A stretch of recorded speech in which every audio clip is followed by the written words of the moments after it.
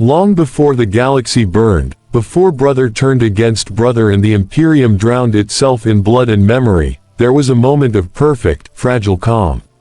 A moment when humanity stood at the edge of something vast and hopeful, unaware that the future had already begun to slip through its fingers. This story does not begin with war, or treachery, or the scream of dying worlds. It begins with silence, with belief, with the quiet confidence that nothing could ever truly go wrong. The Horus Heresy was not a single act of rebellion. It was not a sudden fracture or a shocking betrayal that shattered the Imperium overnight. It was a long descent, measured in years and whispered doubts, in unspoken fears and unhealed wounds. It unfolded slowly, almost gently, like a shadow stretching at sunset, unnoticed until darkness had already fallen. To understand it is not to witness explosions and battles, but to listen to the calm before the storm, when everything still seemed certain. At the height of its power, the Imperium of man believed itself unstoppable. Humanity had risen from the ashes of old night, emerging unified, disciplined, and strong beneath the guidance of a single immortal figure. The galaxy lay open before them, waiting to be reclaimed. Countless stars glittered with promise, and the future appeared orderly, rational, and secure. This was an age defined not by fear, but by purpose. The Emperor of mankind stood at the center of this vision, distant yet absolute. To many, he was not merely a ruler, but a living embodiment of destiny itself. He spoke of reason over superstition, unity over chaos, and humanity's manifest right to rule the stars. Gods were dismissed as lies. Faith was deemed a weakness. In its place stood logic, discipline, and the certainty that mankind alone would shape its own fate. And for a time, it worked. World by world, the Imperium expanded. Long-lost human colonies were rediscovered, brought back into compliance, or erased if they refused. Alien empires were crushed beneath the weight of genetically engineered warriors who knew no fear and felt no doubt.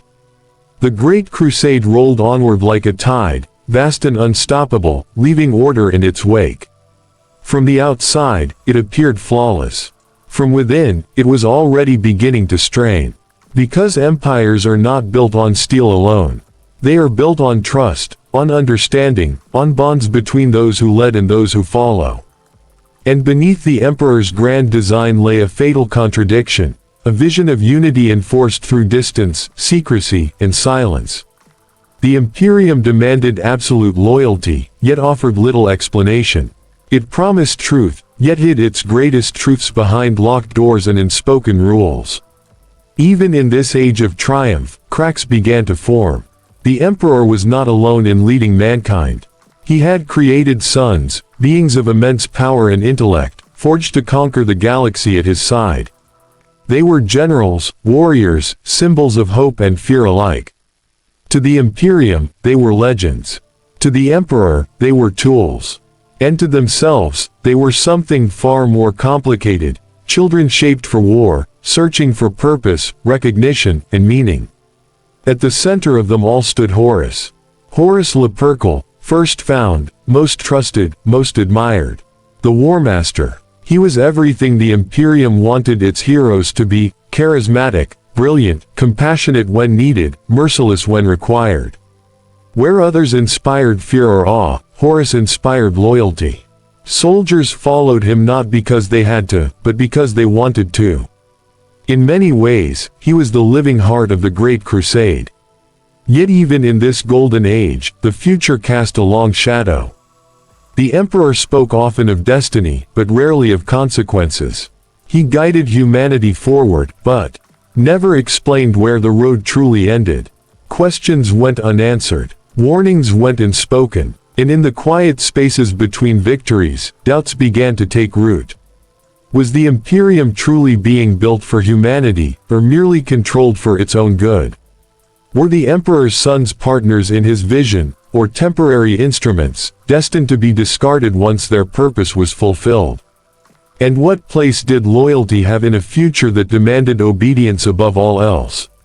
These questions were never asked aloud. Not at first. They lingered beneath the surface, unacknowledged and unresolved. In an empire that rejected faith, belief found other ways to survive. In a system that denied gods, something older and darker listened patiently from beyond the veil of reality, waiting for the right moment to whisper. The tragedy of the Horus Heresy lies not in the battles that would one day consume the stars, but in the certainty that none of it felt inevitable at the time. Every disaster was preceded by a choice. Every betrayal was born from something once noble. Every fallen hero believed, at some point, that they were doing the right thing. This is not a story about villains and heroes. It is a story about conviction without compassion, about power without understanding, and about a future shaped by silence. It is the story of how humanity reached for eternity, and grasped instead the slow, grinding machinery of endless war. As you listen, remember this: the Imperium did not fall in a single moment. It drifted, quietly, gradually, and by the time anyone realized what had been lost, the galaxy was already burning. This is the story of the Horus Heresy. Not as a scream, but as a long, inevitable whisper fading into darkness. Before the Imperium became a machine of endless war, before faith replaced reason and fear replaced hope, there was an age shaped by a single will. To understand the Horus Heresy, we must slow down and return to this beginning, because nothing that follows makes sense without first understanding the Emperor himself, not as a god, not as a myth, but as the architect of humanity's greatest ambition. If you stay with this story until the very end, you will see how every triumph of this age quietly plants the seeds of its own destruction, and how the choices made here echo 10,000 years into the future, shaping a galaxy that can never truly escape its past. The Emperor of mankind did not appear suddenly. He had walked among humanity for millennia, watching civilizations rise and collapse, witnessing faith turn into fanaticism and knowledge decay into superstition. Where others saw chaos as inevitable, he saw it as a flaw to be corrected. Where others accepted suffering as fate, he believed it could be engineered away. His vision was not cruel in intent, it was absolute in confidence. During the Age of Strife, when warp storms isolated worlds and humanity devoured itself in fear and desperation, the Emperor waited. He watched as technology was lost, as psychers were hunted or worshipped, as old empires collapsed under the weight of their own ignorance. And when the storms finally receded, he acted, not as a conqueror seeking glory, but as a ruler convinced that only his guidance could prevent extinction. The unification of Terra was the first proof of this belief. Earth, once the cradle of mankind, had become a fractured wasteland of warlords, techno-barbarians, and failed ideals. The Emperor brought them all to heel. Some were offered compliance, others were erased. Mercy was conditional, resistance was fatal. By the end, Terra was united, not through consensus, but through force refined into order. From this foundation, the Imperium was born. The Emperor did not rule through faith. In fact, he despised it. Religion, he believed, was a lie humanity told itself when it feared the unknown. Gods were illusions. Superstition was a disease. Reason, science, and rational thought would be the pillars of the new age. This belief became known as the imperial truth, a doctrine enforced as ruthlessly as any religion it replaced. Humanity would be united not by prayer, but by purpose. To spread this truth, the Emperor needed more than armies. He needed symbols, beings who embodied strength, certainty, and inevitability.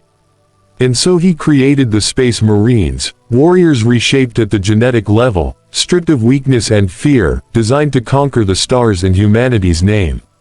They were not citizens. They were instruments. And behind them marched fleets, administrators, and laws that would reshape every compliant world.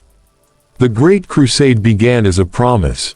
Across the galaxy, lost human worlds were rediscovered.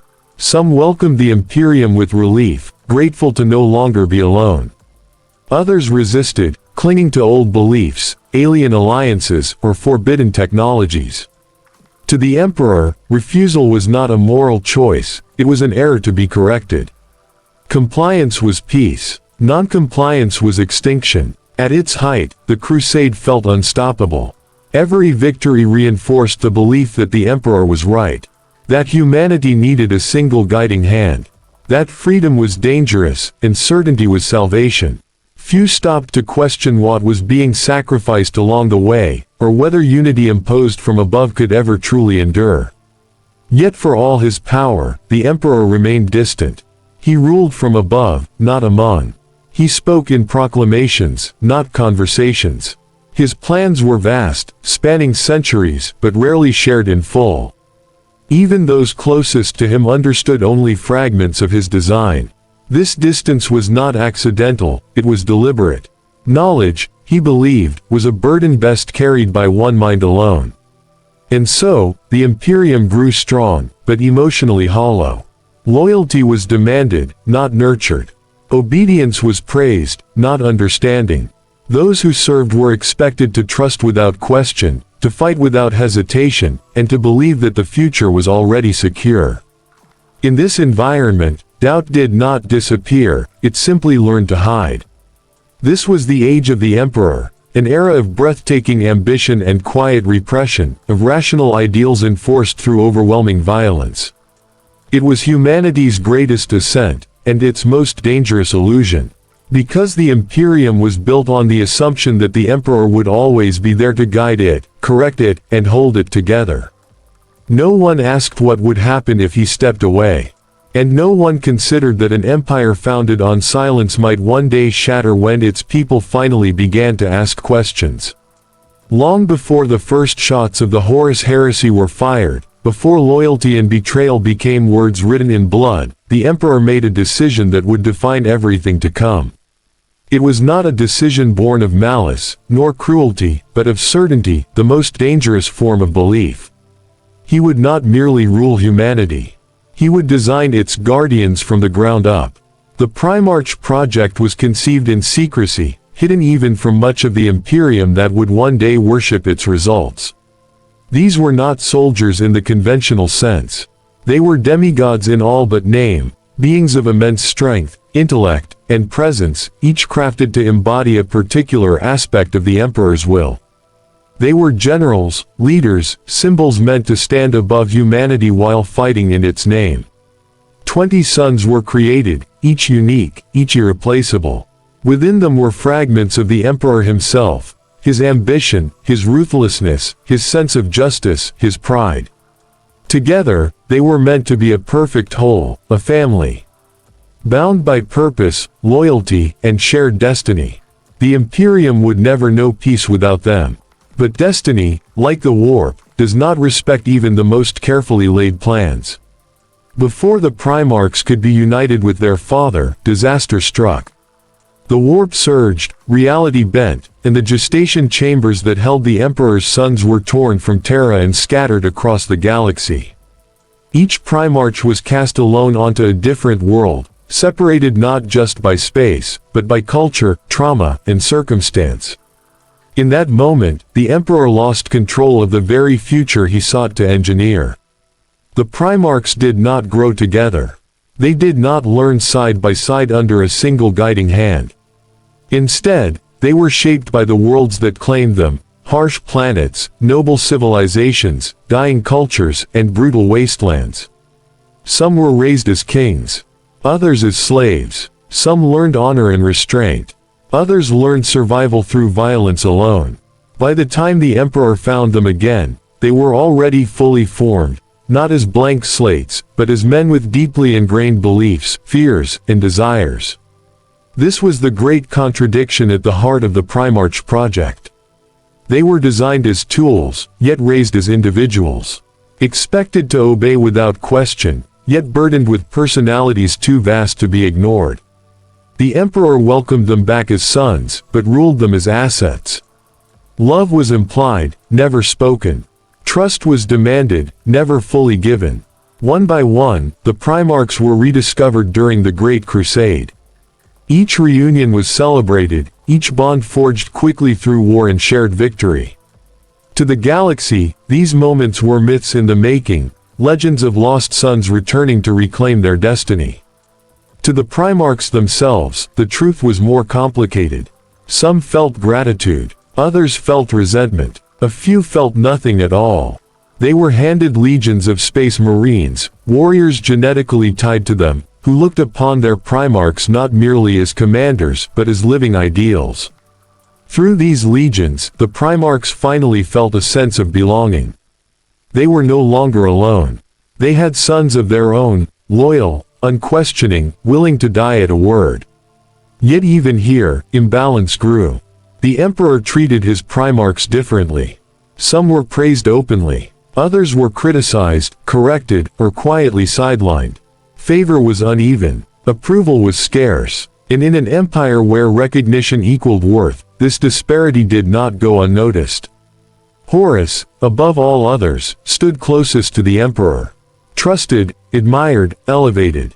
Others watched from the edges, comparing themselves to their brother, wondering why they were never enough. These thoughts were never voiced, but they settled deep, hardening into something dangerous over time. The Primarchs were meant to unify humanity. Instead, they mirrored its deepest flaws. Pride grew where humility was needed.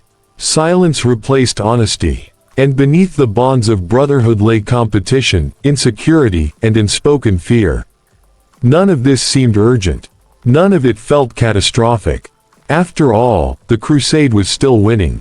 The Imperium was still expanding. The future still appeared secure. But families, like empires, do not fracture all at once. They fracture quietly, through neglect, through misunderstanding, through wounds that are never acknowledged.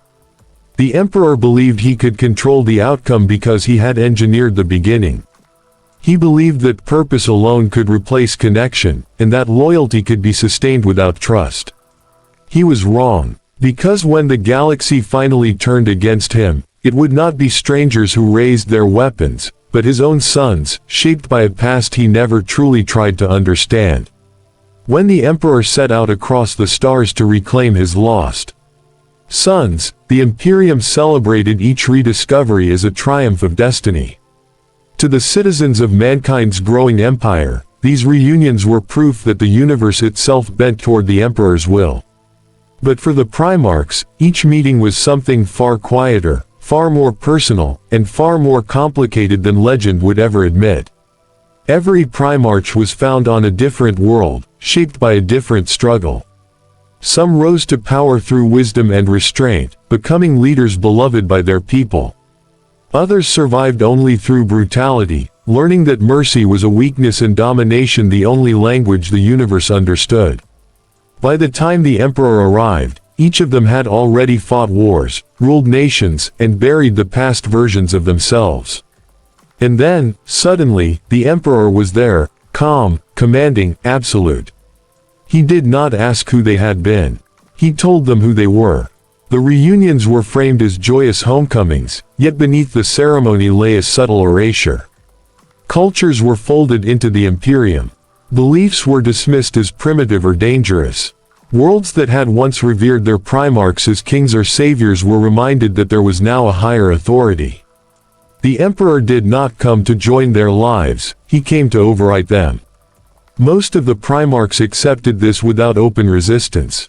Purpose is a powerful bomb, especially for those who have lived without one.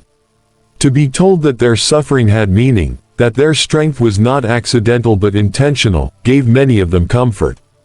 They joined the Great Crusade eagerly, throwing themselves into war as if it might finally answer the questions they had never learned how to ask. For a time, it worked. Brotherhood formed on the battlefield. Campaigns were won through cooperation, shared hardship, and mutual respect. The Primarchs learned each other's strengths and weaknesses, building bonds that felt unbreakable. They were warriors, yes, but also sons seeking approval, validation, and belonging. At the center of this growing family stood Horus. Horus Lupercal was everything the Crusade needed him to be. He fought with unmatched skill, commanded with clarity, and spoke to both Primarchs and mortal soldiers with an ease few could replicate. Where others inspired fear, Horus inspired trust.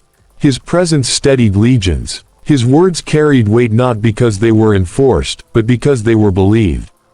The Emperor noticed this. In time, Horus became more than a son, he became a symbol. The emperor relied on him, confided in him, elevated him above his brothers in subtle ways that were never formally announced but always felt. Horus was invited into the inner circle, consulted on matters others were excluded from. To the Imperium, this was natural. To the Primarchs watching from a distance, it was something else entirely. Comparison breeds quiet resentment. Some Primarchs questioned whether Horus truly deserved his favored position. Others wondered why their own victories went unacknowledged. A few began to ask themselves whether loyalty was being rewarded or merely exploited. These thoughts did not erupt into conflict. They lingered, unspoken, slowly reshaping relationships that had once felt solid. Meanwhile, the crusade marched on. World after world fell into compliance. Alien civilizations were erased with efficiency. Human cultures that deviated from imperial doctrine were corrected or destroyed. The Primarchs became instruments of this order, enforcing a truth that allowed no alternatives. Each campaign strengthened the Imperium, but also hardened its leaders, distancing them further from the people they claimed to protect. The Emperor remained ever distant, appearing only when necessary, departing without explanation. His sons led in his absence, winning wars in his name, yet never fully understanding his ultimate plan. This uncertainty did not stop them from obeying, but it did begin to change how they felt about obedience itself. Because understanding breeds loyalty, silence breeds interpretation, and interpretation, left unchecked, can become something dangerous. By the time the last of the Primarchs had been found, the Imperium stood at the height of its power. The galaxy lay open before it, and victory seemed assured. Few could imagine a future where this family would fracture, where brothers would turn against one another in open war. Yet even in this moment of triumph, the foundation was already unstable. The Primarchs had been reunited, but they had never truly been united. At the height of the Great Crusade, the Imperium of Man seemed unstoppable. Its fleets crossed the stars in disciplined silence, its armies struck with overwhelming precision, and its banners flew over countless compliant worlds.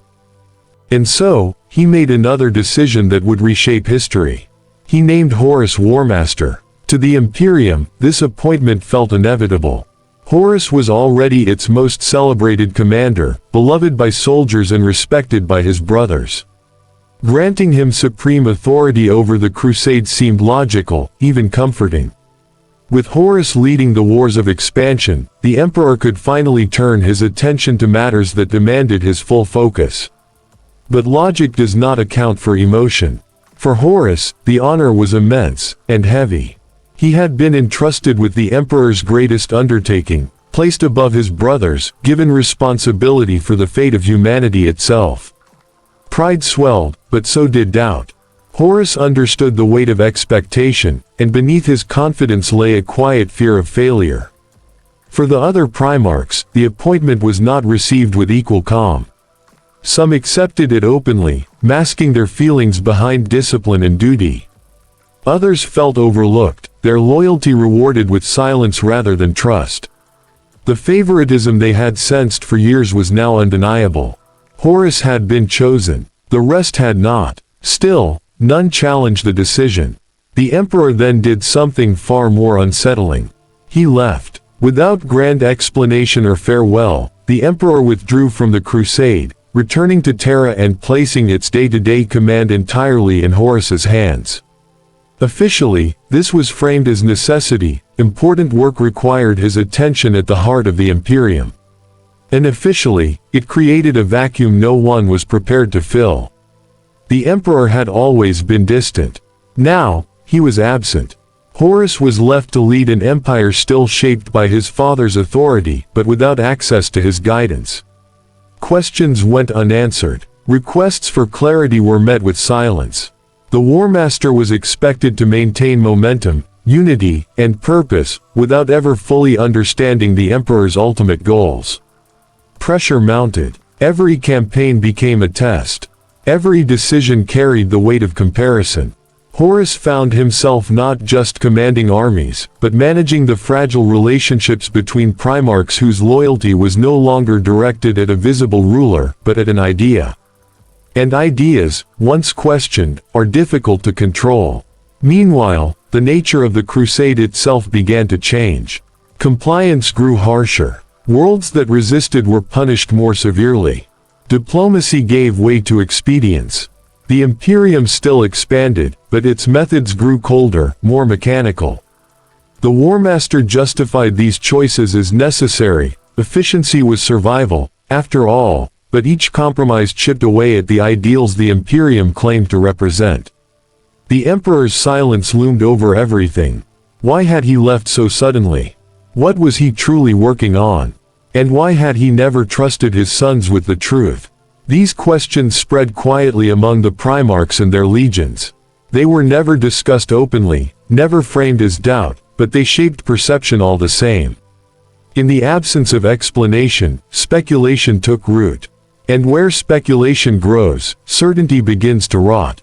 Horus felt this more than anyone. He carried the burden of leadership without the comfort of understanding.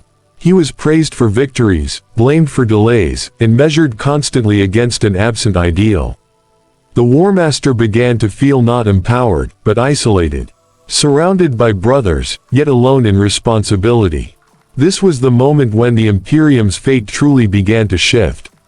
Not with treachery, not with rebellion, but with silence. Because an empire built on absolute authority cannot endure uncertainty for long. And the moment the Emperor stepped away, the Imperium began to rely on faith it claimed it did not need.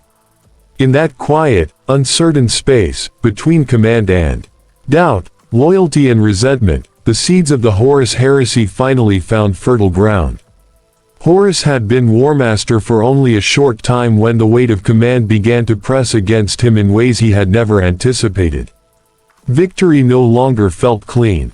Each conquered world carried consequences that could not be solved with strength alone. The Imperium demanded obedience, but obedience did not always bring peace. And with the Emperor gone, Horus found himself staring into a future he was expected to manage, yet never allowed to understand. It was during this fragile moment that the crusade carried Horus to the world of Davin. Davin was, on the surface, insignificant. A world brought into compliance like so many others before it, its rebellion swiftly crushed, its leaders replaced. Yet beneath its soil and traditions lay something ancient, something patient. The Imperium classified it as pacified. Horus felt something else, a subtle wrongness, a discomfort he could not easily name. When rebellion flared again, Horus chose to intervene personally. It was a decision driven by pride, by responsibility, and by the unspoken need to prove himself worthy of the title he carried. Warmasters do not hide behind fleets. They lead. They demonstrate certainty. And so Horus descended to Davin, believing he was bringing order to a problem that required nothing more than his presence. He was wrong. On Davin, Horus was wounded, struck by a blade that should not have existed, wielded by hands that should not have mattered. The injury was not merely physical. It carried something else within it, something that resisted healing, something that whispered as it festered. His gene-forged body, capable of surviving almost any wound, began to fail him. For the first time in his long life, Horus felt fear. As his condition worsened, his sons grew desperate. The Space Marines of the Luna Wolves, warriors who had followed Horus across countless stars, refused to accept that their Primarch could die. In their desperation, they listened to voices they should have ignored, accepted guidance they should have questioned. They carried Horus into a ritual. It was framed as healing, as tradition, as necessity, but it was none of those things. It was a doorway. As Horus lay between life and death, his mind drifted beyond the limits of flesh and reason. The warp opened to him, not as a storm of madness, but as a calm, persuasive presence. Visions unfolded, futures were shown, truths were offered, shaped carefully to fit his doubts. He saw an Imperium without him. He saw a future where the Emperor was worshipped as a god, despite everything he had preached against. He saw humanity enslaved not by Xenos or tyrants, but by blind faith and endless war. And most painfully of all, he saw himself remembered not as a hero, but as a footnote. A disposable tool, cast aside once his purpose had been fulfilled. The voices did not shout. They did not threaten. They sympathized. They told Horus he had been lied to. That the Emperor had always planned to abandon his sons. That the crusade was never meant to end in shared rule, only in control. And Horus, weakened and afraid, listened. The visions did not invent his doubts. They refined them. Every fear he had buried, every question left unanswered by the Emperor's silence, was given shape and meaning. Chaos did not present itself as evil. It presented itself as revelation. When Horus awoke, he was changed. Not outwardly. Not yet. His wounds healed. His strength returned. To his sons, he was still the war master they revered. To the Imperium, he remained its greatest champion. But within him, something had shifted. Trust had fractured. Certainty had been replaced with conviction of a different kind. Horus no longer believed the Emperor was humanity's savior. He believed he was its greatest obstacle. From that moment on, every command Horus issued carried a second purpose. Every decision was weighed not just against imperial doctrine, but against a future he now believed he understood better than his father ever had. The War Master did not see himself as a traitor. He saw himself as a liberator, one willing to do what the Emperor could not. The tragedy of the Horus Heresy is that it does not begin with hatred. It begins with belief. And as Horus returned to the crusade, wearing the same armor, speaking with the same voice, leading the same legions, no one realized that the war for the Imperium's soul had already begun, quietly, invisibly, and from within. Horus did not announce his rebellion. There were no proclamations, no banners raised in defiance, no moment where the galaxy clearly shifted from loyalty to treachery. That would have been too obvious, too honest. Instead, the War Master chose a quieter path, one built on calculation, patience, and the careful removal of anyone who might stand in his way. The Imperium still believed in him. His brothers still trusted him. And most importantly, many of his own sons followed him without hesitation. Horus understood that to challenge the Emperor, he first had to ensure that no loyal voice remained close enough to warn Terra of what was coming. The world of Istvan III became the proving ground for this decision. Officially, Istvan III was declared in rebellion. Its planetary government had resisted compliance, and the War Master ordered several legions to the system to bring it back into imperial control. To the Imperium, this was routine. Worlds rebelled, legions responded, order was restored, but beneath the surface, Horus was making selections. From his own legion, and from those of his allies, he identified Space Marines whose loyalty lay not with him, but with the Emperor. Veterans, officers, warriors who questioned orders, valued the imperial truth, or believed too deeply in the ideals the Crusade once stood for. These men were not accused. They were not confronted. They were simply reassigned. They were sent to Istvan III. The deployment was framed as an honor. A chance to lead the assault, to prove loyalty through action. Those chosen descended to the surface believing they were about to suppress yet another minor uprising. They fought efficiently, methodically, exactly as they had been trained to do. And then, without warning, the sky burned. From orbit, the fleet unleashed virus bombs upon the planet. A weapon of extinction. Atmosphere ignited. Cities dissolved into firestorms. Life was erased in moments. The loyal Space Marines on the surface had no time to understand what was happening, no chance to escape. They were meant to die without ever knowing why. But war is never clean. Some survived. Sheltered beneath the ruins, protected by chance and resilience, pockets of loyalists endured the initial bombardment. They emerged into a world reduced to ash and silence, surrounded by the remains of what had once been a living planet. And as the truth slowly became impossible to ignore, realization settled in with crushing weight. They had been betrayed. Horus, realizing his mistake, ordered a second assault. Traitor forces were sent to finish what the virus bombs had begun. What followed was not a battle, it was an execution. Brother fought brother in the ruins of a dead world, loyalty colliding with obedience, belief against conviction. There were no speeches, no explanations, only gunfire, screams, and the slow understanding that the Imperium they had served no longer existed. The Loyalists fought not to win, but to resist. To deny Horus the clean victory he desired. And in doing so, they forced him to accept something he had hoped to avoid. There would be no bloodless rebellion. Istvan III marked the first open betrayal of the Horus Heresy.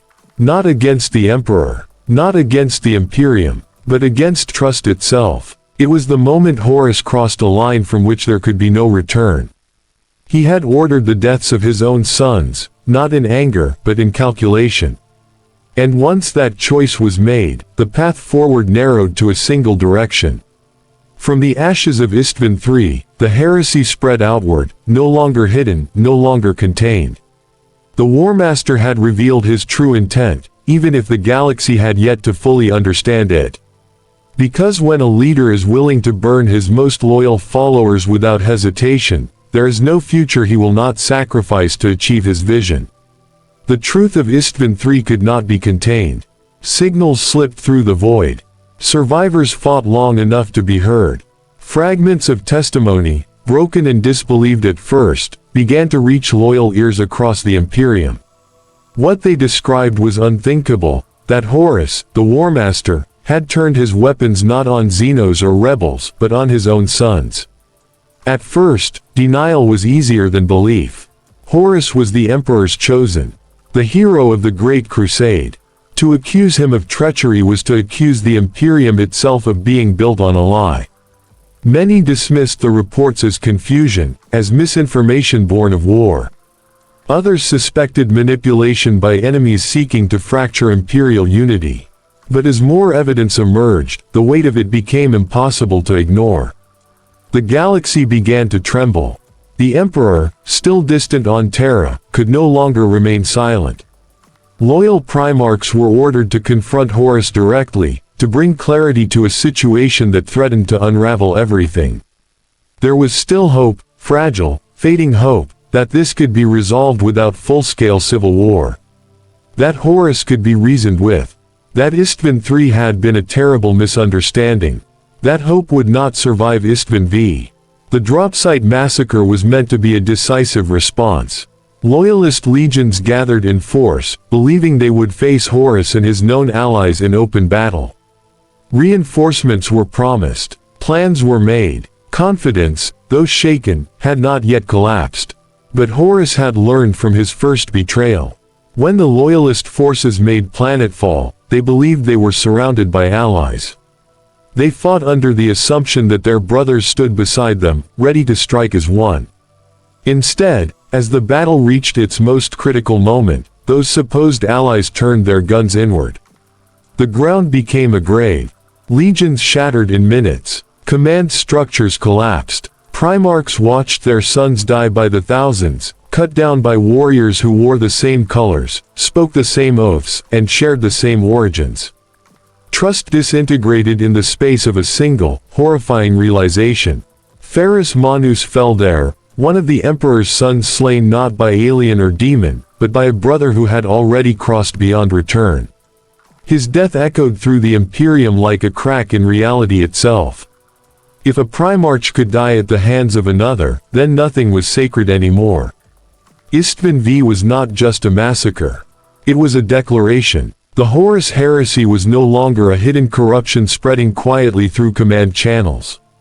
It was open war, legion against legion, son against father, ideal against ideal. The Imperium did not fracture cleanly, it shattered, violently and without mercy.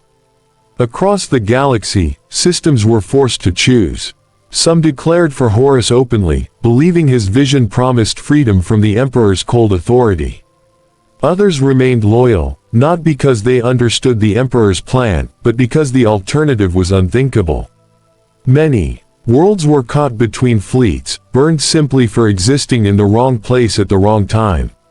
The war that followed would later be called the Long War, but in these early days, it felt like chaos unbound. There was no clear front line. Battles erupted without warning. Supply routes vanished. Messages arrived months too late, or not at all.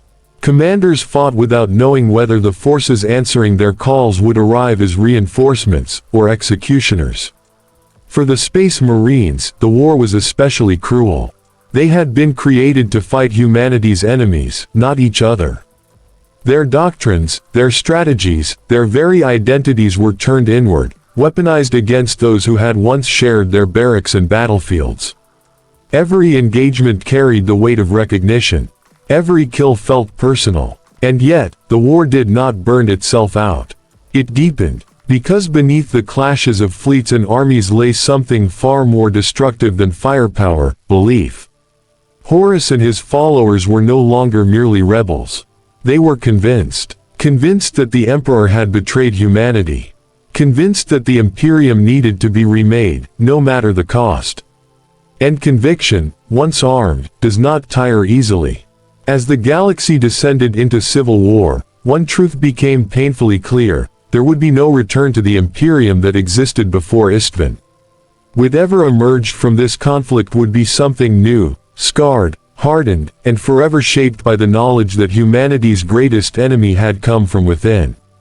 And the road to Terra, though still long, had already begun to form.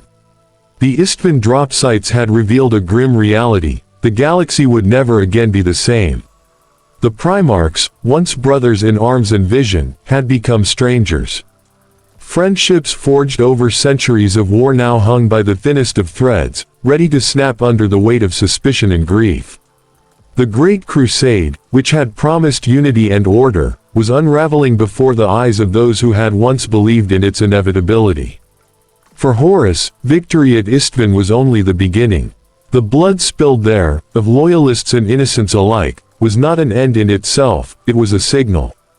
The message was clear: the Imperium would bend to his vision, and nothing, not even family, would be allowed to stand in his way. His resolve hardened. Each choice he made from that point forward was calculated to ensure that the rebellion could not fail. Every loyalty questioned, every bond tested, became another stone laid in the foundation of his new empire. Meanwhile, the galaxy itself seemed to respond to the growing rift. Worlds that had been stable under the Crusade erupted in unexpected violence, emboldened either by fear or by the promise of change. Minor rebellions, previously contained with ease, now ignited entire systems. The Imperium's fleets, stretched thin from the long campaigns of the Great Crusade, found themselves overextended, fighting not only Horus's traitor legions but also the ripple effects of the chaos his rebellion had unleashed. The Primarchs who remained loyal were caught in a relentless storm of decisions they had never imagined. Some attempted to rally scattered loyalist forces, others sought to protect worlds under immediate threat. They were forced to fight battles with incomplete information, sometimes pitted against brothers whose names they had sworn to defend. And as the fighting dragged on, it became painfully clear: the heresy was not a war that could be contained. It was a contagion, spreading quietly through fleets, legions, and systems. Horus, aware of the growing resistance, began to consolidate his forces strategically. He did not strike blindly. Each legion he swayed, each Primarch he corrupted, was carefully chosen. The Warmaster understood that the Imperium's strength was not merely in its armies, but in its belief in unity and loyalty. By targeting those beliefs first, by turning the hearts of men before the steel of his weapons, Horus ensured that the heresy would consume more than territory, it would erode faith itself. And yet, for all his planning and conviction, Horus faced unexpected challenges. Some of his brothers, bound by loyalty, honor, or personal conscience, refused to bend. Their resistance slowed his momentum, forcing him into campaigns he had not anticipated, battles that were costly in ways that shook even the most confident of traitor legions. For Horus, these setbacks were lessons in patience and manipulation.